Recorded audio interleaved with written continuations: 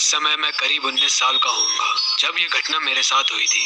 मैं अक्सर फिशिंग के लिए जाया करता था। मुझे जब भी टाइम मिलता था तब मैं अपने घर के एक पास के झील में जाया करता था।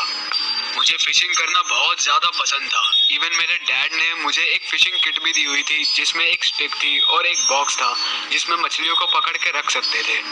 मेरा घर जंगल के बीच में था और उधर कोई और घर भी नहीं थे।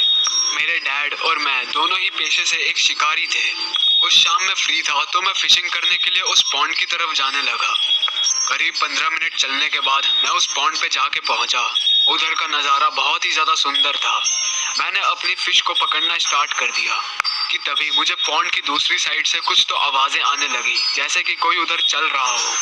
मैं श्योर नहीं था कि वो आवाज़ किसी इंसान की थी या फिर किसी जानवर की, लेकिन मैंने वहाँ पे कुछ चिड़िया देखे जो कि पेड़ों पे चल रहे थे। तो मैंने सोचा कि क्या पता ये उन्हीं की आवाज़ हो।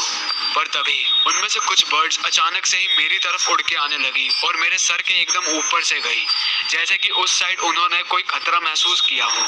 अब मैं थोड़ा सा पैनिक हो गया था एंड अपने आसपास के सराउंडिंग के बारे में काफ़ी ज़्यादा अटेंटिव भी हो गया था।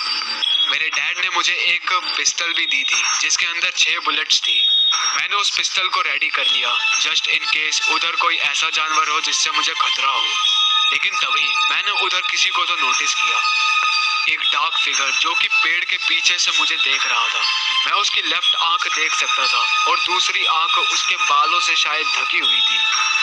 मैं अब इस समय थोड़ा सा डर गया क्योंकि इधर कोई आदमी वैसे आता नहीं था और ना ही यहाँ पे दूर दूर तक किसी का घर था।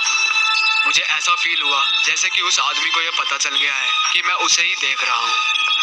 इसलिए मैंने जल्दी से अपने फिश बैग को उठाया और फिर अपनी मछली पकड़ने वाली रॉड को भी वहाँ से लेके जाने लगा। मैं उधर नॉर्मली ही फ्रेंडली वे में अपोजिट डायरेक्शन में जा रहा था और ऐसा प्रिटेंड कर रहा था कि मुझे उस आदमी के बारे में नहीं पता। लेकिन करीब 10-15 कदम चलने के बाद मुझे बहुत ही हार्श और एग्जैगरेटेड फुटस्टेप्स आने लगे मेरे पीछे से। वो आदमी बहुत ही ज़्यादा स्पीड से भागते हुए मेरी तरफ आ रहा था। मैंने भी भागना स्टार्ट किया। मैं अपनी पूरी जान लगा के वहाँ से भाग रहा था, लेकिन तभी मैंने फील किया कि वो आदमी के फुटस्टेप्स मेरे काफ़ी पास आ रहे हैं। मुझे नहीं पता कि वो आदमी इतनी तेज़ कैसे भाग रहा था। मैं भी बहुत तेज भागने लगा, लेकिन तभी मुझे ऐसा लगा कि वो आदमी मुझे पकड़ लेगा। इसलिए मैंने जल्दी से अपनी पिस्टल निकाली और मुड़ के उसके तरफ 2 गोलियां चलाई। वो आदमी डर गया और झाड़ियों के अंदर जाके छुप गया। मैंने उधर 2 गोलियां और चलाई और उसके बाद मैं भागते हुए अपने घर पे आ गया।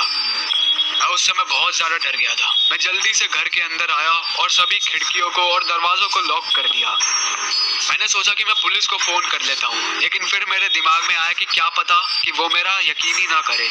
इसलिए मैंने अपनी डैड की एक बहुत ही बड़ी सी बंदूक निकाल ली और उधर अपने डैड का वेट करने लगा। मैं डर के मारे उधर 1 घंटा बैठा रहा कि तभी मैंने अपने डैड के कार की आवाज़ सुनी।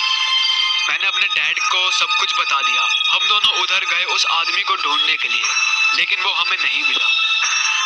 ऐसा नहीं है कि उसके बाद मैंने फिशिंग करना छोड़ दी। मैं अक्सर उधर जाता था, लेकिन उस आदमी को मैंने उसके बाद कभी भी नहीं देखा। और मैं आज भी ये सोचता हूँ, अगर वो उस दिन मुझे पकड़ लेता तो मेरा क्या होता।